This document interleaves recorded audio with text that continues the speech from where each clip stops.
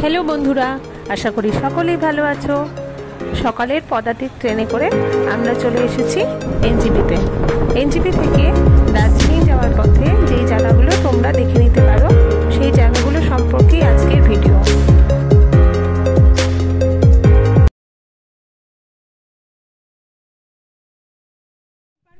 एनजिपि थेके मिरिक आसार पथे एकटा जायगाय आमरा दाঁড়ালাম आशेपाशेर छवि देखार जोन्नो। चा बागानेर फाঁকে फाঁকে फुलेर मेला सत्यि खूब सुंदर। सामने जे पाहाड़टा देखा जाच्छे ओटा नेपाल।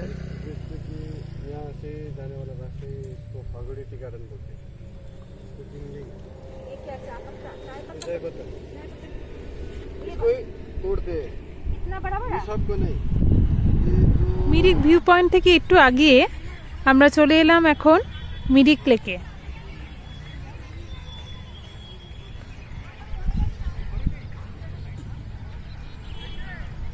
20 টাকা করে টিকিট এখানে।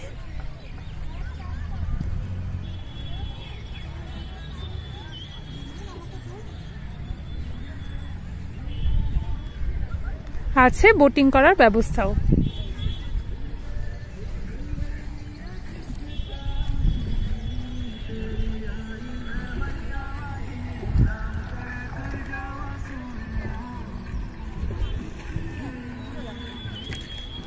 এই ব্রিজের উপর দিয়ে ওইদিকে জঙ্গলেও যাওয়া যায়, ওখানে ঘোড়াও চড়তে পারেন, তবে আমরা যাইনি। মিরিক লেকের বাইরে এরকম বাজার বসেছে।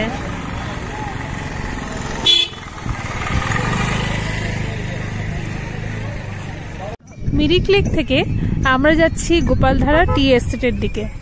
অসাধারণ ভিউ রাস্তায়।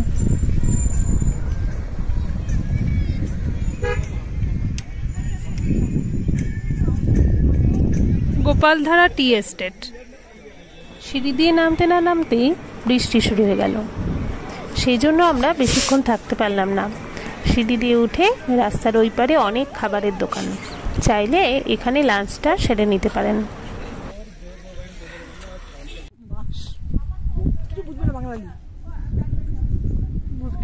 সীমানা ভিউ পয়েন্ট পেরিয়ে আমরা এলাম এখন জোর প্রকৃতিতে।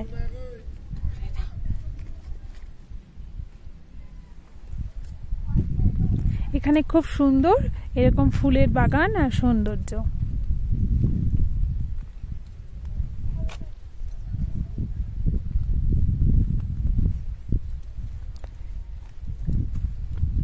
সত্যি জায়গাটা খুব সুন্দর।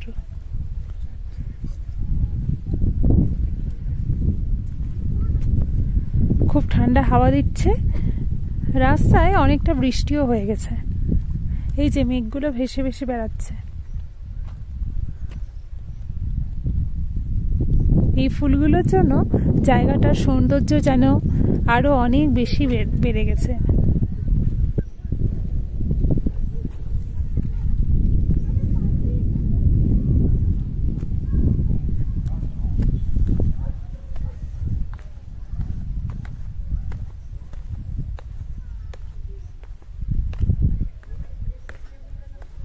সত্যি মন ভালো করা একটা জায়গা।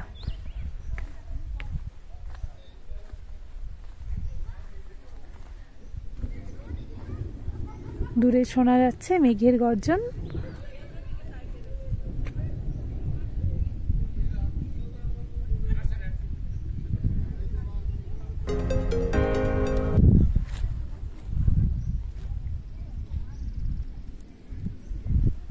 মানা ভিউ পয়েন্ট আর লেপচা জগতের ভিডিওটি করা হয়নি বৃষ্টির কারণে।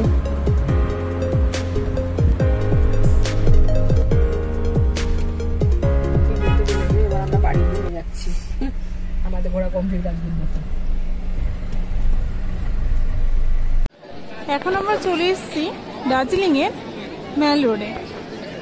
দেখুন সন্ধ্যাবেলা প্রচন্ড ভিড়।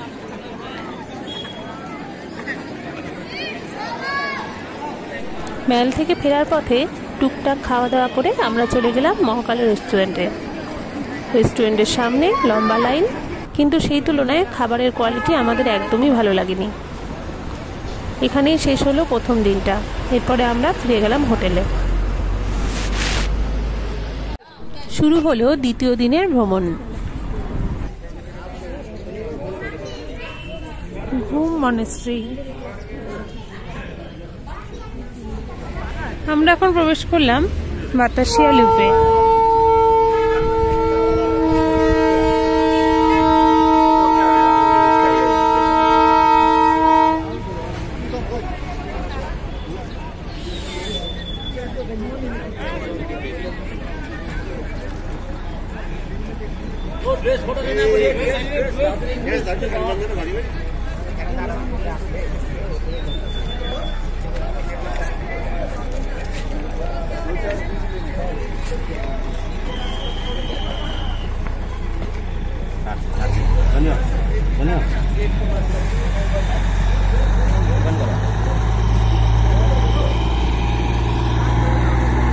ফুলের গাছ, টয় ট্রেন, পুরোটা খুব সাজানো গুছানো মনোরম একটি দৃশ্য।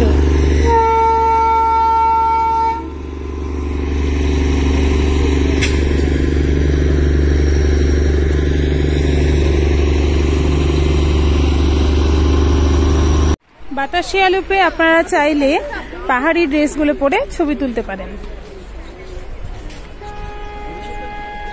প্রাইস মাত্র 50 টাকা।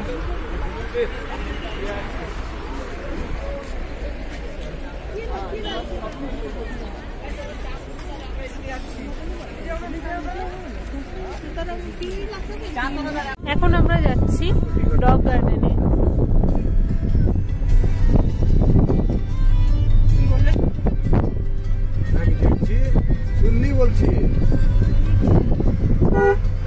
অনেকটা নিচে নামতে হবে এখান থেকে।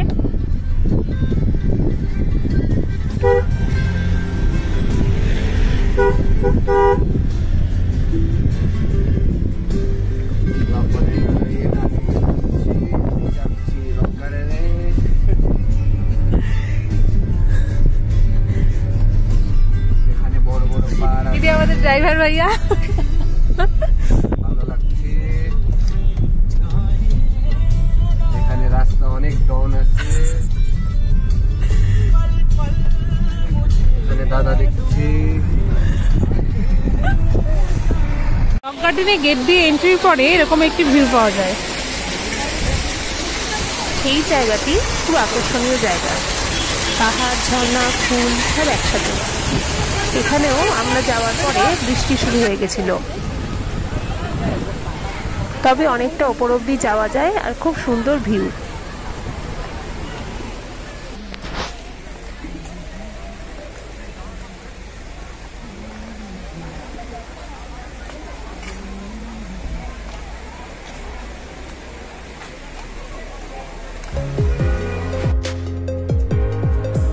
রক গার্ডেন থেকে আমরা গেলাম রোপওয়েতে।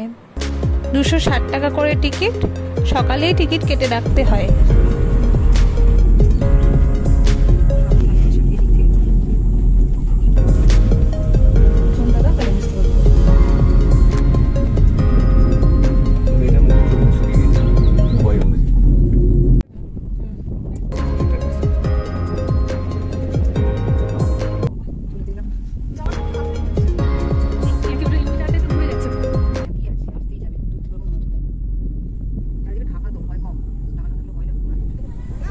রোপওয়ে থেকে নামার পরে এখানে একটু বসার জায়গা আছে, চাইলে আপনি বসতে পারেন, আশেপাশে ঘুরে তারপরে রোপওয়েতে আবার ব্যাক করতে পারেন।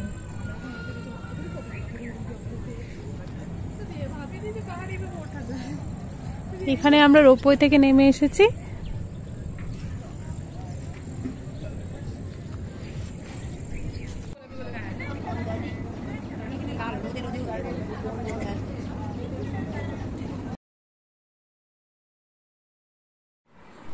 এবার ফেরার পালা।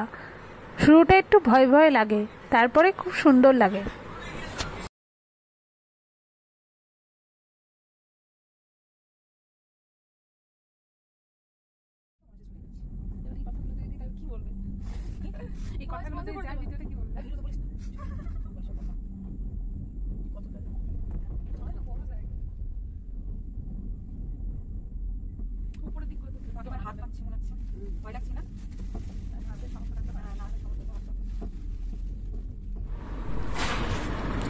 চা বাগানগুলোকে সবুজ গালিচার মতো দেখতে লাগে। রোপওয়েতে সব মিলিয়ে 1.5 ঘন্টা মতো টাইম লেগেছিল। রোপওয়ে থেকে নেমে পরে আমরা চলে এলাম তেনজিং নোরগে ক্লাইম্বিং রকের এখানে।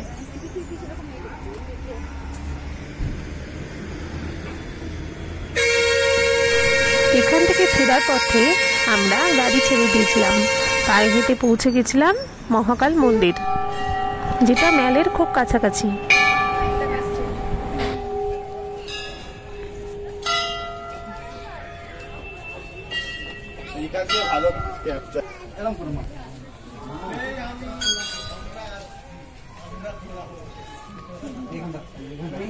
খুব সুন্দর শান্তির পরিবেশ ছিল এখানে। আমি ইচ্ছে করি ভিডিওটিতে আলাদা কোনো সাউন্ড ব্যবহার করিনি, যাতে অরিজিনালিটি বজায় থাকে। এই ঘন্টার শব্দ, এই শান্ত পরিবেশ আলাদা সাউন্ড দিলে হয়তো নষ্ট হয়ে যেত। এখান থেকে আমরা ম্যাল রোড হয়ে আমাদের হোটেল সাগরমাথায় ফিরে গেলাম। আমাদের হোটেলের দূরত্ব ম্যাল থেকে মাত্র 8 থেকে 9 মিনিট।